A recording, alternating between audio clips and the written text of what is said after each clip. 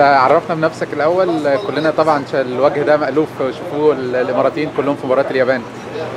انا اسمي حريز حمد المنهالي. رحت من الامارات مشجع المنتخب الامارات. اليوم نحن في مهمه وطنيه.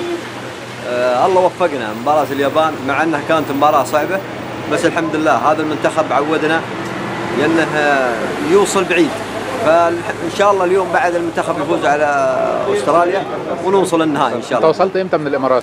وصلت قبل مباراة اليابان تقريبا بيومين. يعني انت جاي مخصوص عشان مباراة اليابان وواثق ان شاء الله ان المنتخب هيكسب؟ نحن كنا يعني مباراة اليابان صعبة صراحة، فنحن قلنا لازم نحضر هذه المباراة وعندنا الثقة نعم في المنتخب، والله وفقنا في المباراة هذه. شعورك ايه في ضربات الجزاء؟ انت سبت الجماهير ورحت وقفت لوحدك، كنت متوتر شوية.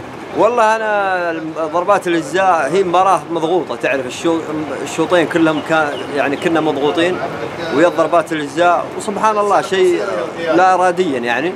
انا كنت بعيد من الجمهور وسبحان الله جت علي الشاشة، ومع اني وانا واطيت راسي، لكن جت الشاشة ما ادري كيف. احب الوطن والمنتخب يلعب في مهمة مباراة صعبة، ف يعني ادعي من ربي ان الله يوفق منتخبنا، والحمد لله ان الله وفق منتخبنا.